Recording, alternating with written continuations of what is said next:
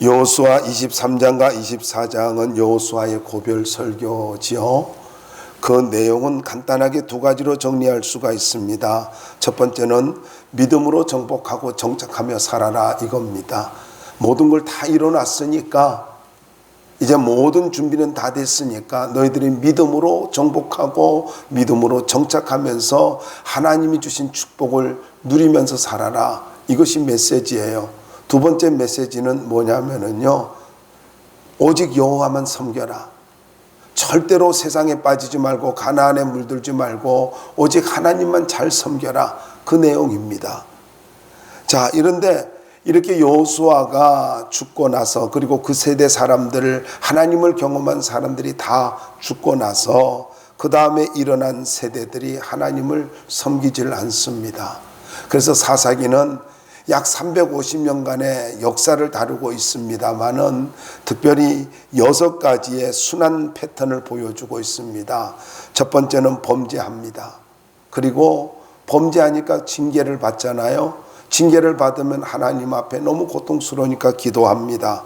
그리고 회개를 합니다. 자, 범죄, 징계, 회개입니다. 그럼 하나님이 너무나 마음이 아파서 구원을 베풀어 주시죠. 그럼 그 은혜를 경험하고 있다가 금방 또 은혜를 망각합니다. 그리고 그 은혜가 망각하면은 또다시 범죄를 합니다. 이 순환 패턴, 6가지의 순환 패턴이 이루어지고 있어요.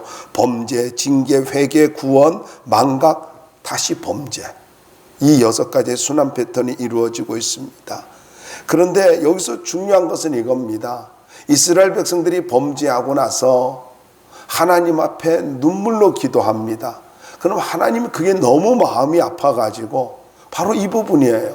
하나님 마음이 너무나 마음이 아파서 그래서 저들의 회개 기도를 받아주신다는 거예요. 다시는 내가 너희들을 돌보지 않을 거야, 구원해 주지 않을 거야 했다가도 저들이 또 눈물을 흘리면서 기도하면 하나님 또다시 용서해 주시고 구원해 주신다는 이야기입니다. 다시 더 축약을 할게요. 여러분, 하나님은 우리가 행복을 잃어버리고 범죄를 하고 행복을 잃어버리면은 너무너무나 마음 아파하시는 분이라는 거지요. 그래서 좀 하나님 앞에 믿음으로 살면 좋은데 그렇지 않을 때마다 하나님이 참 괴로워하시는 모습을 보여주고 있어요. 다시 말씀드리면은 전체적으로 또다시 이거를 가지고 더 축약하면은 사사기는 하나님의 은혜가 계속되어지는, 하나님의 은혜로 점철되어지는 그런 말씀이다 라는 것입니다.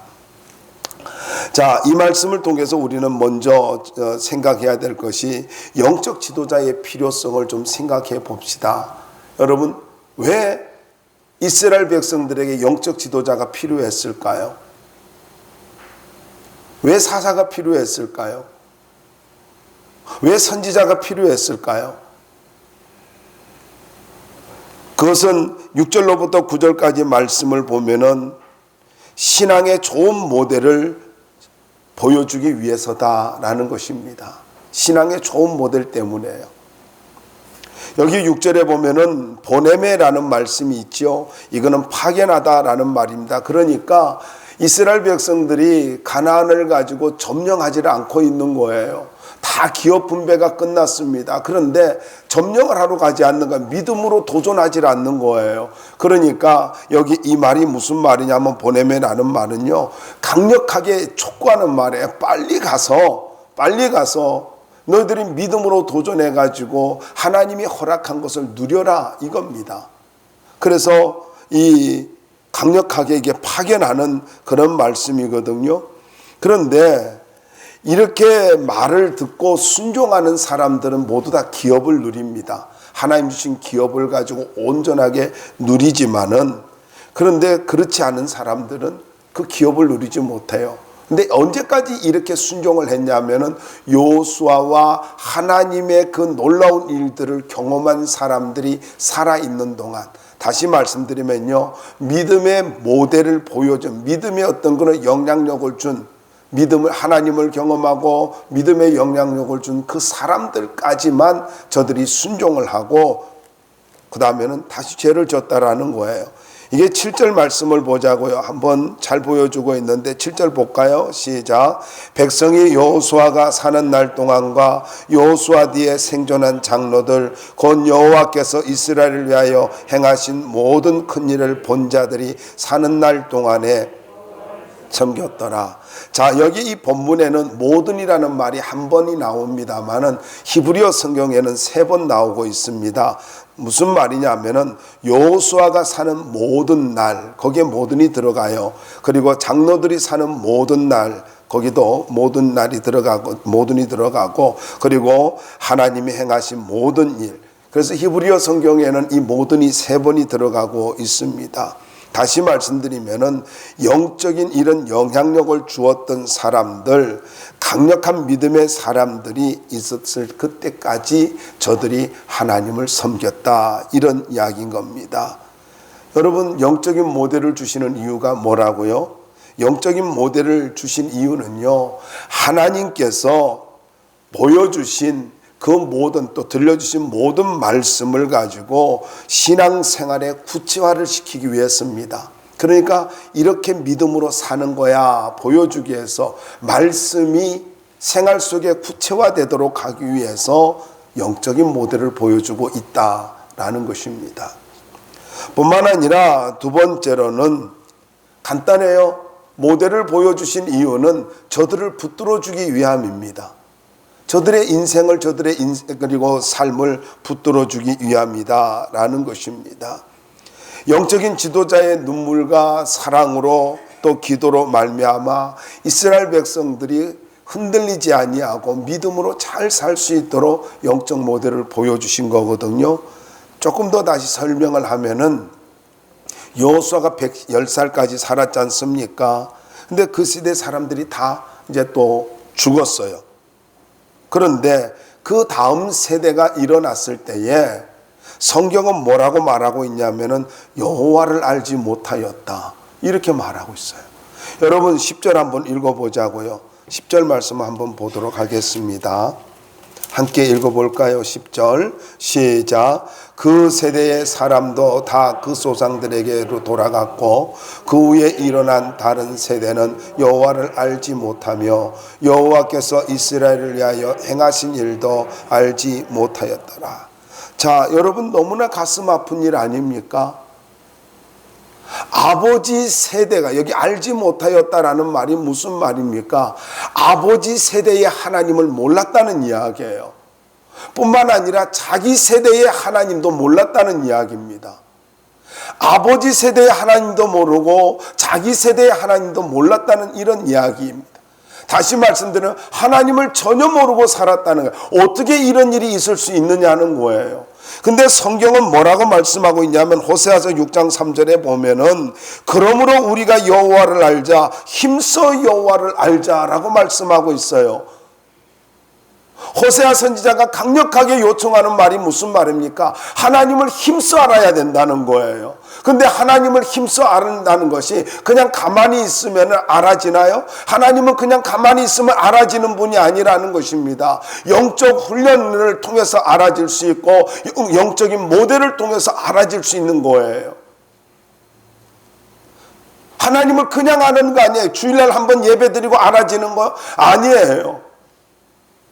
절대로 그렇지 않습니다. 종교 행위를 해가지고 주일날 한번 종교 행위를 한다 해가지고 하나님 알아지는가요? 아니에요. 힘써 여호와를 알라는 말이 무슨 말입니까? 영적 교육이 이루어져야 된다라는 거예요. 그리고 더 나아가서 믿음의 모델이 있어야 된다는 거예요. 한 번의 예배보다는 두 번의 예배가, 두 번의 예배보다는 세 번의 예배가 필요하다는 거예요. 한 번의 기도보다는 두 번의 기도가 필요하고 두 번보다는 네 번의 기도가 필요하다는 거예요. 영적인 삶이 필요하다라는 거예요. 그래야 교육이 이루어진다는 거예요. 그래야 하나님을 알 수 있다라는 거예요. 근데 왜 이렇게 하나님을 알라고 말씀할까요? 여러분, 왜 하나님을 알라고 성경은 힘써 알라고 말씀을 하고 있을까요? 이 말씀은 찾아봐야 됩니다. 시편 91편 14절 말씀을 보자고요. 시편 91편 14절입니다.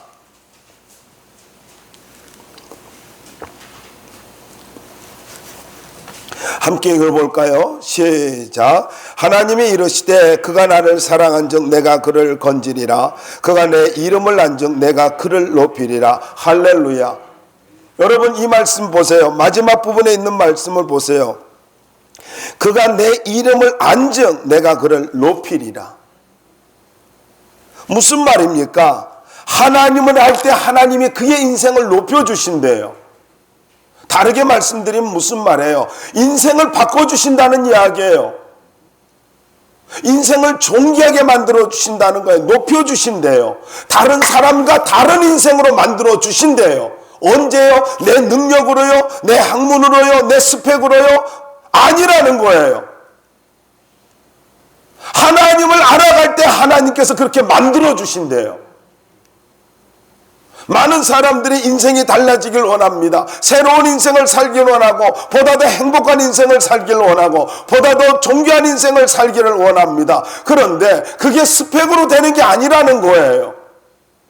그게 능력이나 실력으로 되는 게 아니라는 거예요. 그게 무엇으로요? 하나님을 알아갈 때 그렇게 하나님이 만들어주신대요. 그럼 이런 이야기가 되는 것입니다. 여러분, 인생은 하나님이 만들어주시는 거예요. 내가 만드는 거 아니라고요. 그렇게 고민하지 마세요.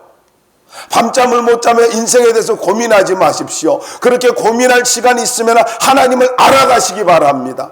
하나님을 알아가면 하나님께서 그의 인생을 어떻게 해요? 능력 있고 풍성한 삶을 만들어 주신다는 겁니다. 다른 사람과 다른 인생으로 하나님이 만들어 주신다는 거예요. 그러므로 여러분, 여기서 저는 조금 더 확대해서 말씀드리고 싶습니다. 우리 모두가 하나님을 알아가자고요. 뿐만 아니라 하나님을 우리만 알아가는 것이 아니라 믿음의 세대를 계승시켜서 우리의 자녀들도 하나님을 알아가도록 만들자고요. 그러면 대가를 지불하지 않고 살게 되는 것이고 저들이 존귀한 인생을 살아가게 될 것입니다. 여러분의 자녀가 잘 되길 원합니까? 여러분 인생을 살면서 경험하지 않습니까? 내 자녀들이 안 되는 거 얼마나 힘들어요. 내 자녀들이 풀리지 않는 거 얼마나 고통스럽습니까? 그래서 그들을 위해서 기도하지 않습니까? 그 이전에 내가 하나님을 힘써 알아가고 믿음을 계승시켜 줄 때에 내 자녀들이 그런 대가를 지불하지 않냐고 하나님이 주시는 축복 속에 살아갈 수 있더라는 것입니다. 그러므로 여러분, 내가 먼저 하나님 앞에 하나님을 힘써 알아가는 그런 믿음의 사람들이 되기를 바랍니다. 근데 그것을 어떻게 해요? 믿음의 모델을 통해서, 영적 지도자를 통해서 그것이 이루어지더라는 것입니다. 성경을 또 한번 보자고요. 성경을 볼 것 같으면은요, 특별히 에베소서 4장 12절 말씀을 보자고요. 에베소서 4장 12절 말씀을 봅니다.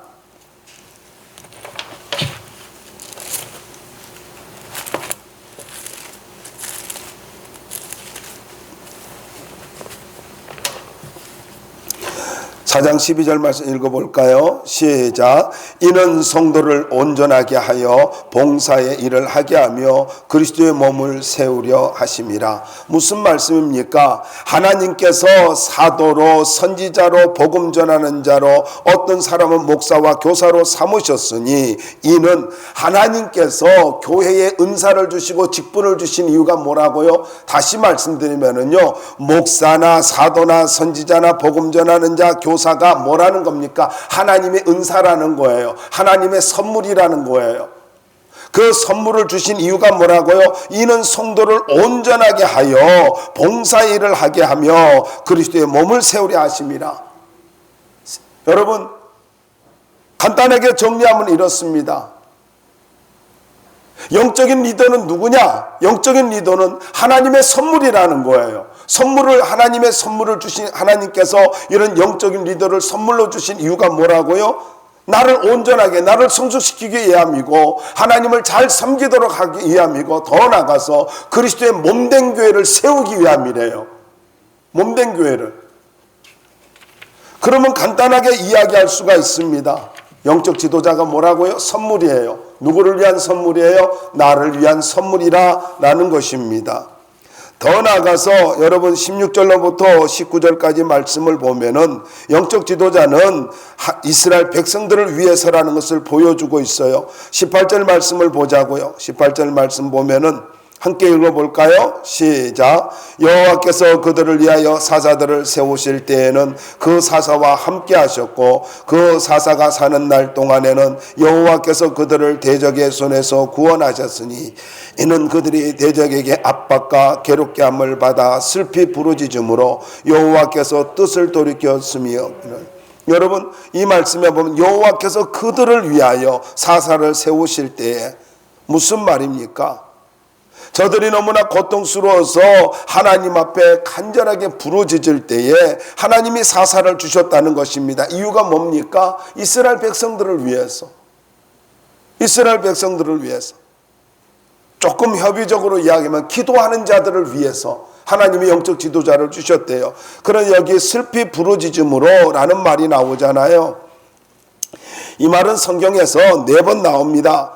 4번 나오는데 애굽의 압제 아래 있을 때에 너무나 고통스러워 가지고 저들이 하나님 앞에 부르짖습니다. 그거를 가지고 일컬어서 신음했다 이렇게 표현을 하고 있어요.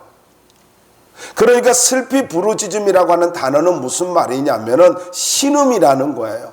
너무너무 힘들어서 이제는 말할 수조차 없는 상황이 되어서 신음을 하는 거예요. 너무 힘들어서 말할 힘이 없어가지고 그냥 끙끙 듯이 하나님 어떻게 하면 좋아요? 하나님 한숨 쉬면서 말도 못 따르고 주여 하면서 신음하는 거란 말이에요.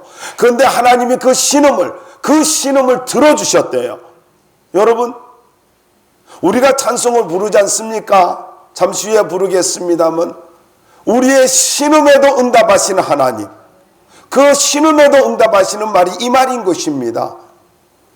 또한 이제 이게 출애굽기에서도 나오고 에스겔서 30장 24절에도 나옵니다마는 죽음을 눈앞에 두고 고통이 너무 심해서 울부짖을 때에 그 고통의 소리를 이야기하는데 고통과 신음이 번복된 울부짖음, 고통과 신음이 벌벅된 울부짖음을 일컬어서 바로 슬피 부르짖었다 이러는 것입니다. 그냥 절규하다시피 하는 거죠. 절규하다시피. 제가 어느 분의 간증을 들었습니다. 이분은 이대를 나오시고 우리나라에서 꽤 유명한 이름되면 알만한 그 두 정치인의 그 여성 정책 자문위원으로서 수고하신 분입니다. 그리고 그는 유엔에서도 근무하셨어요. 그런데 하나님께서 그를 죽음으로 몰아가는 어떠한 그런 상황이 생겼습니다. 좀 더 구체적으로 말씀을 드리면은요, 그는 너무너무 너무너무 힘들어서 이제 캐나다의 추운 지방 퀘벡이라는 곳에서 몸을 치료하고 있었어요. 반신욕을 하고 있으면은요, 달콤한 소리가 들린답니다. 죽는 거 어렵지 않아. 그냥 칼로 손 한 번 그으면 돼. 팔목 한 번 그으면 돼. 그 소리가 너무 달콤해서요, 그을 뻔했대요. 그러다가 그는 선교사로 가게 됩니다. 근데 선교 일을 가지고 하나님께서 그를 맡겼는데 선교사를 하는데 2번이나 코로나에 걸립니다. 코로나에 걸려가지고는 나았어요. 그런데 또다시 걸린 거예요. 그 옆에 있는 선교사님이 체온계를 주면서 체온을 자꾸 알려달라고 여차하면은 내가 의사를 부르겠다고 그런 거예요. 열악한 환경 속에서 걸렸는데 이게 자꾸 재고 있으니까 이게 뭐 하는 거지 싶어가지고 하나님 앞에 자기가 씨름해야 되겠다. 하나님과 하고 단독으로 씨름해야 되겠다 해가지고 지하실로 내려가서 하나님 앞에 3시간 동안에 찬양을 했대요. 3시간 동안. 그렇게 울면서 막 하나님 앞에 찬송하는데 그 죽음의 공포가 어마어마했답니다. 그 죽음의 공포가. 근데 한 3시간 찬양하고 나니까 그 공포가 사라지고요, 큰 기쁨이 오더랍니다. 그런데 열이 다 떨어진 거예요. 폐가 완전히 회복되지 않았었는데 폐가 회복되어진 거예요. 이게 여러분 가능한 일이에요? 어떻게 폐가 회복되냐고요. 근데 하나님이 그렇게 하셨어요. 지금 건강하게 사역을 해요. 근데 기도하면서 그랬대요. 마지막에 그 무너진 것이 뭐냐면은요, 자기 너무 똑똑하잖아요. 그런데 정말로 인물도 이쁘더라고요. 어쩌면 그렇게 이쁘고 그렇게 똑똑한지요. 하나님, 내가 선교사로 헌신하기에는 내가 너무 아깝잖아요. 자기가 너무 아까운 생각이 드는 거예요. 마지막 견고한 진이었던 거예요. 내가 이렇게 선교사로 살기에는 너무 자기 자신이 아까운 거예요. 그래서 사역은 하는데 사랑을 아이들한테 못 주고 있는 거였죠. 근데 그것을 뛰어넘게 됐어요. 그것까지 다 내려놨어요. 하나님, 죽음 앞에서 자기 아까운 게 어디 있어요? 죽음 앞에서 뭐가 아까운 거예요? 자기 존재 자체가 부정되어지는 거잖아요. 하나님 앞에 온전히 헌신을 해버린 거예요. 하나님, 당신의 뜻대로 쓰십시오 하고 헌신해버린 거예요. 그 순간 그는 하나님의 치료를 받습니다. 여러분, 아직도 내 마음속에 내 자아가 살아있나요? 아직도 내 마음속에 견고한 진이 있나요? 무너지지 않는 견고한 진이 뭐예요? 꼭 대가를 지불해야 내려놓습니까? 그러지 말자고요. 대가를 지불하고 하기 전에, 어떤 막다른 골목길로 가기 전에, 막다른 길로 가기 전에 하나님 앞에 믿음으로 순종을 하자고요. 여러분, 여기 하나님께서 이렇게 영적 지도자를 준 이유가 뭐예요? 저들을 위해서라는 거죠. 그는 하나님 앞에서 신음하듯이 기도를 했을 때 하나님이 치료를 경험하게 되었습니다. 여러분, 성경에 보면 이스라엘 백성들이 이렇게 신음할 때마다 하나님이 영적 지도자를 주십니다. 사무엘을 주십니다. 다윗을 주십니다. 엘리야를 주십니다. 엘리사를 주십니다. 수많은 믿음의 사람들을 주시지 않습니까? 선지자들을 보내주지 않습니까? 결국 무엇입니까? 저들이 선지자들을 통해서 믿음으로 바로 설 때에 행복을 누리게 되고 잃어버렸던 거 회복하게 되지 않습니까? 여러분, 내가 축복과 번영과 행복을 누리며 살 수 있는 비결은요, 내가 하나님 의식하고 사는 거잖아요. 근데 어떻게 해요? 어떻게 해요? 바로 영적 지도자들 때문입니다. 성경에 보면은 많은 사람들이 있지 않습니까? 믿음의 사람들이 있는 동안 하나님 앞에 범죄하지 않고요. 저들이 하나님을 잘 섬겼다가 믿음의 사람들이 제사장이 죽고 선지자가 죽으니까 또다시 범죄해서 아주 엄청난 대가를 지불하는 것을 보게 되어집니다. 17절 말씀을 한번 보자고요. 17절 한번 읽어볼까요? 17절 읽어봅시다. 시작. 그들이 그 사사들에게도 순종하지 아니하고 오히려 다른 신들을 따라가 여호와의 명령을 순종하던 조상들이 행위하는 속기 치우쳐 떠나서 그와 같이 행하지 아니하였더라. 자, 여러분, 이 말씀에서 우리가 생각해야 될 중요한 말이 있지 않습니까? 쉽게 잃어버렸다는 거예요. 쉽게 하나님 앞에 범죄했다라는 거예요. 그래서 저들이 어떻게 했다라는 것입니까? 또다시 죄를 졌다라는 이야기입니다. 여러분, 교회도 마찬가지예요. 교회도요, 하나님을 떠나면 절대로 안 됩니다. 여기 특별히 말씀을 보면은요, 17절 말씀은 속히 치우쳐 떠나서라는 말이 나오잖아요. 속히 치우쳐 떠나서, 이 말은요, 속히 무엇으로부터 밖으로 나갔다, 이런 거예요. 이 뜻이에요. 그러니까 간단하게 말하면 이렇습니다. 하나님을 떠나서 세상으로 나갔다라는 거지요.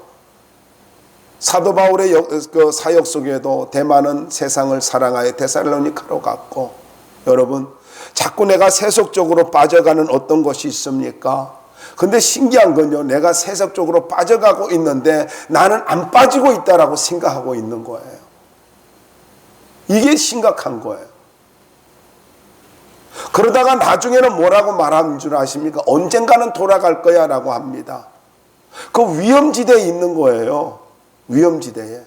언젠가는 돌아갈 것이 아니라 지금 돌아와야 돼요. 지금 내가 밖으로 나간 거예요. 하나님의 품을 떠난 거예요. 믿음의 바운더리를 떠나간 거라고요. 그러니까 지금 돌아와야 돼요. 하나님 앞에 지금 돌아올 때에 하나님의 크신 은혜가 있다는 것을 잊지 말아야 합니다. 그러면은 여호와를 알지 못할 때 어떤 현상이 일어나는가 보자고요. 11절로부터 13절 말씀에 보면은 특별히 11절에 여호와의 목전에 악을 행하여 라는 말씀이 있죠. 여기 악이라고 하는 말이 무슨 말이냐면은 일반화되고 그리고 상습화된 악을 말합니다. 더 쉽게 말씀드릴까요? 여기 악이라고 하는 것은요, 하나님 앞에서 습관화되어지고 일반적으로 생활화되어진 악을 말하는 것입니다. 그러니까 우상 숭배가 생활이 되었다라는 거예요. 하나님도 섬겨요. 그리고 우상도 섬겨요. 그게 카니발인데 어때? 이렇게 이야기할 수 있다라는 것입니다. 여러분, 저들이 하나님의 은혜로 인해서 구원을 받고 고통에서 벗어나게 되어지니까 저들이 평안해진 거예요. 평안해지니까 또다시 죄를 짓는데 이제는 그 죄가 습관화됐다라는 거죠. 여기 12절에 보면 따라라는 말이 나오죠. 따라라고 하는 말은요, 뒤를 쫓아갔다, 뒤를 따라갔다 그런 거예요. 뒤를 따라서 걸었다. 그러니까 더 쉽게 말씀드리면은요, 가나안의 우상들의 뒷공무니를 따라갔다라는 이야기입니다. 부모 세대로부터 부모가 안주해버리고 믿음에 도전을 하지 아니하고 믿음으로 순종하지 않고 사니까 자녀들에게 믿음이 계승되어지지 않은 거예요. 그러니까 부모가 세상을 떠나고 나니까 저들이 믿음을 배우지 못한 거예요. 그래서 어떻게 됐습니까? 저들이 습관화되어져서 우상 숭배가 습관화되어지고 죄를 짓는 것이 습관이 됐다라는 것입니다. 여러분, 잊지 마십시오. 내가 믿음으로 살아가지 않으면은 절대로 믿음이 계승되어질 수가 없고요. 내 자녀들이 올바르게 살아갈 수가 없다라는 것입니다. 부모의 사명이 뭔 줄 아세요? 믿음을 계승시켜주는 거예요. 그게 부모의 사명이에요. 그래서 참아야 되고, 그래서 기다려야 되고, 그래서 기도해야 되는 거예요. 이게 부모예요. 범죄의 결과를 보자고요. 14절과 15절 말씀에 보면은 14절 한번 읽어보자고요. 시작. 여호와께서 이스라엘에게 진노하사 노력하는 자의 손에 넘겨주사 그들이 노력을 당하게 하시며 또 주위에 있는 모든 대적의 손에 팔아 넘기심에 그들이 다시는 대적을 당하지 못하였으며, 여러분, 노력을 당하게 하시며 이 말이 무슨 말이에요? 약탈을 당하게 했다, 강탈을 당하게 했다, 그런 말이에요. 근데 이것이 미완료형이에요. 그러니까 계속해서 당하지 않아도 되는데 믿음으로 살지 아니하고 하나님을 알지 못하니까, 믿음으로 올바르게 살지 아니하니까 계속 인생이 유린을 당하는 거예요. 물질을 누렸던 축복을 유린을 당하는 거예요. 다 빼앗기며 살아가더라는 거예요. 너는 정말로 풍요롭게 살 수 있는 사람인데, 너는 복을 누리며 살 수 있는 사람인데 계속 빼앗기는 인생, 강탈당하는 인생, 노략질당하는 인생, 인생이 유린당하는 인생, 그런 인생을 살게 되더라는 것입니다. 여러분, 잊지 마십시오. 내가 하나님 앞에 믿음을 버리는 순간 사단에게 고통의 문을 열어주는 거예요. 불행의 문을 열어주는 거예요. 저주의 문을 열어주는 거예요. 단순히 예배를 안 드린다, 이게 아니라는 거예요. 단순히 하나님을 안 섬긴다, 이게 아니라는 거예요. 그러므로 여러분, 어떤 합리적인 이유가 있더라도 하나님 앞에서 떠나지 말기 바랍니다. 하나님 안에 머물 수 있기를 바랍니다. 믿음으로 살기를 바랍니다. 누가 여러분의 신앙을 상처를 준다 할지라도, 여러분에게 합리적인 이유를 가져다 준다 할지라도 믿음은 절대로 내가 포기해서는 안 될 일이다 라는 것입니다. 말씀을 보자고요. 계속해서 보면은요, 이런 말씀이 있습니다. 넘겨주고 당하지 못하였으며 이런 말씀이 있잖아요. 여러분, 다시는 대적을 당하지 못하였으며, 이걸 간단하게 뒤집어서 이렇게 말씀하고 할 수 있잖아요. 내가 믿음으로 살면 얼마든지 감당할 수 있고, 내가 믿음으로 살면은 이런 문제가 아예 일어나지 않는다는 이야기예요. 고난이 오지 않는다는 이야기고 문제가 생기지 않는다는 거예요. 왜요? 하나님이 울타리가 되어주니까. 지금 이 말씀을 14절 말씀이 그걸 이야기하고 있는 거예요. 다시 보세요. 넘겨주사 노략을 당하게 하시며 주위에 있는 모든 대적의 손에 팔아 넘기심에 그들이 다시는 대적을 당하지 못하였으며. 뒤집으면 내가 믿음으로 살면 하나님이 끝까지 책임져 주시고 끝까지 보호하신다는 이야기예요. 자, 15절 말씀을 한번 읽어볼까요? 15절 한번 읽어보자고요. 함께 읽어봅시다. 시작. 그들이 어디로 가든지 여호와의 손이 그들에게 재앙을 내리시니 곧 여호와께서 말씀하신 것과 같고 여호와께서 그들에게 맹세하신 것과 같아서 그들의 괴로움이 심하였더라. 저는요, 말씀을 준비하면서 깜짝 놀랐던 말씀이 이곳입니다. 그들이 어디를 가든지, 이 말이 무슨 말이냐면은 그들이 나가는 모든 곳에 라는 뜻이에요. 그러니까 이스라엘 백성들이 어느 곳을 가든지 어느 곳에 있든지, 여기에 가든지라고 하는 말은요, 가든지라는 말은 전쟁터로 나간다는 말이에요. 그러니까 내가 하나님 앞에 불순종하면서 믿음으로 살지 않으면은 내가 가는 곳마다 삶이 전쟁터라는 이야기예요. 삶이 전쟁터라는 거예요. 그런데 이 전쟁터뿐만 아니라 전쟁터에 나갔는데 승리해야 되는데 승리하지 못하고 가는 곳마다 재앙을 당하고 가는 곳마다 전쟁에 실패하듯이 패배를 하게 되더라는 거예요. 실패자의 인생을 살아가게 만들더라는 것입니다. 계속해서 볼까요? 여기에 보면은요, 또한 이런 말씀이 있습니다. 여러분이 보시면은요, 특별히 여호와의 손이 그들에게 재앙을 내리시며 할 때 이 재앙을 라는 말이 뭐냐면은요, 여호와의 손이 그들을 대항하여 재앙이 되었다, 이런 뜻이에요. 그러니까 하나님이 자꾸 대적자가 되는 거예요. 하나님이 대항하시고. 그러니까 어디를 가든지 믿음을 버리고 살면 하나님과 싸우는 이야기가 싸우는 삶이 된다는 거죠. 그런데 여기에 보면은요, 그들의 괴로움이 심하였더라, 이런 말씀이 있죠. 근데 이 괴로움이라는 말에다가 줄을 그어 놓으세요. 무슨 말이냐면은요, 이 괴로움이라고 하는 말은 그냥 고통스럽다라는 말이 아니라 묶인다라는 뜻이에요. 묶다. 그리고 압박당하다. 그냥 묶여서 압박당하는 걸 말을 하고 있습니다. 무슨 말입니까? 이 말을 번역하면 이래요. 다시 번역하면요, 하나님께서 그들을 심하게 묶어버렸다, 이런 뜻이에요. 그러니까 내 인생이 왜 묶이는가를 여기서 알 수 있잖아요. 여러분, 내가 인생을 아무리 풀려고 한다 할지라도 풀어지지 않더라는 거예요. 내 능력으로 안 되고 스펙으로 안 되고 내 어떤 그런 지혜로도 안 된다는 거예요. 지식으로도 안 되더라는 거예요. 인생에 풀어지는 것은요, 하나님이 풀어줘야 되는 거예요. 하나님이 풀어줘야 인생은 풀어진다라는 이야기입니다. 심하게 묶어버렸어요. 왜요? 불순종하니까. 왜요? 하나님 떠나니까. 왜요? 내 생각대로 사사기의 신앙이 어떤 신앙이에요? 자기 소견에 옳은 대로 행하였더라. 내 생각대로 신앙생활하는 게 아니라 하나님의 말씀대로 신앙생활하는 거예요. 그래야 인생의 묶임이 풀어지는 겁니다. 하나님은 우리가 고통당하는 걸 원치 않아요. 에가서 예레미야 에가 3장 33절을 보면 외우기도 좋죠. 에가서 3장 33절이에요. 거기에 보면은 주께서 인생으로 고생하게 하시며 근심하게 하심은 본심이 아니시로다. 하나님은요, 우리가 고통당하는 걸 원하지 않아요.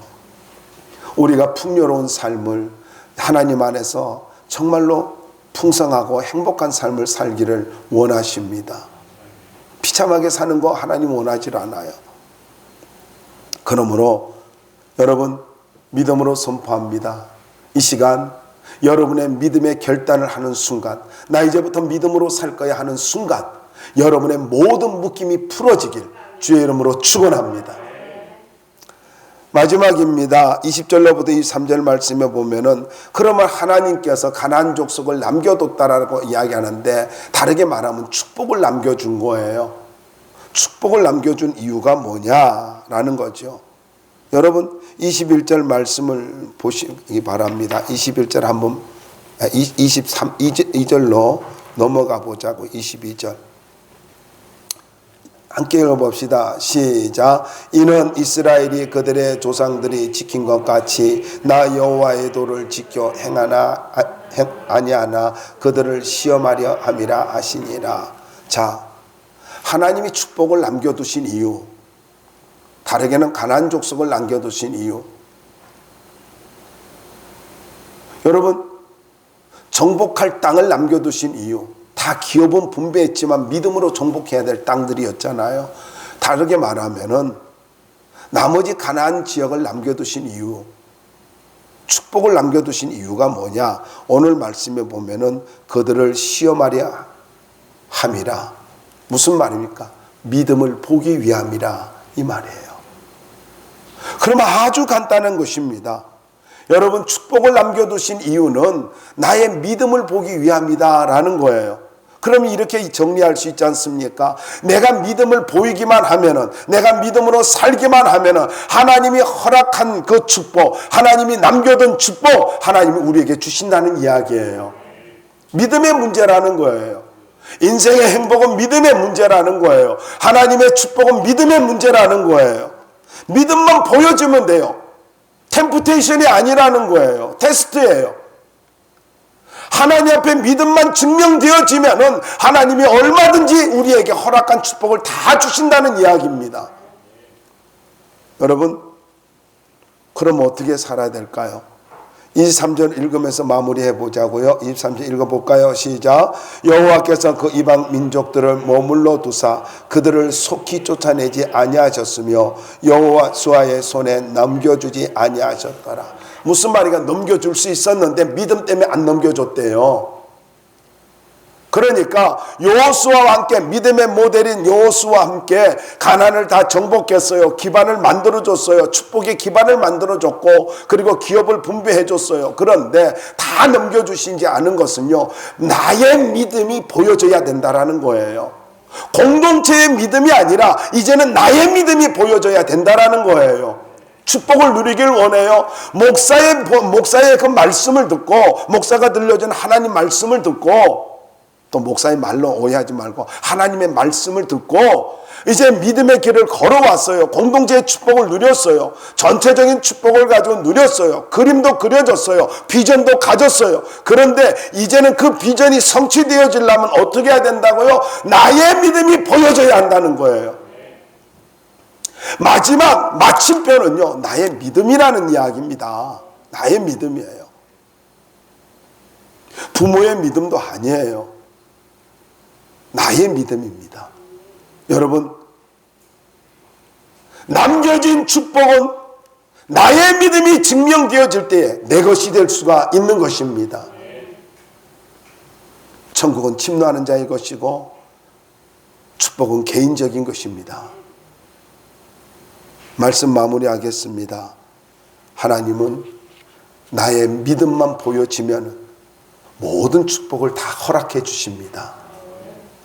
남겨진 축복, 믿음이 쟁취합니다.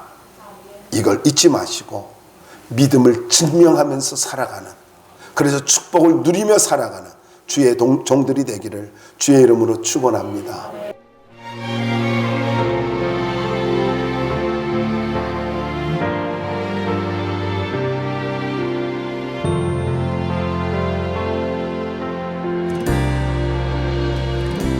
진정한 예배가 숨쉬는 교회, 주님이 주인 되시는 교회, 믿음의 기도가 쌓이는 교회, 최고의 찬양을 드리는 교회.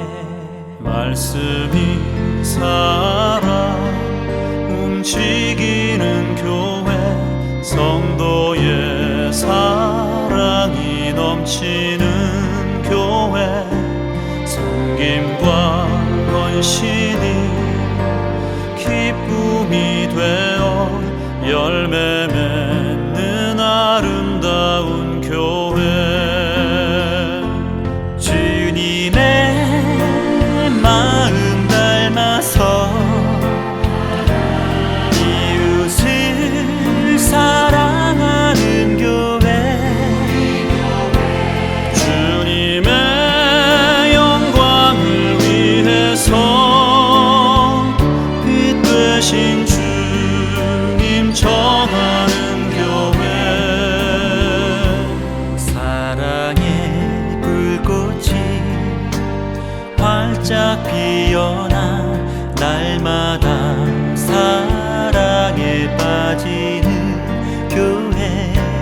주께서 사랑하는 우리 교회가 이런 교회 되게 하소서.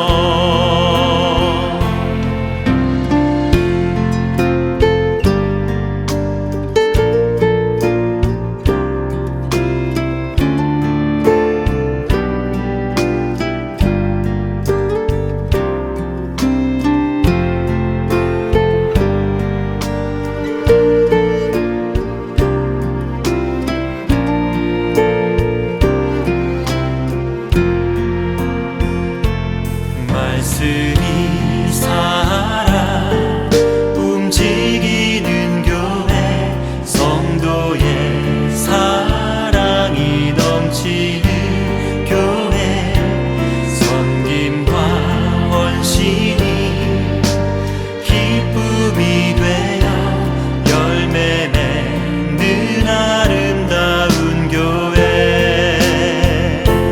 주님의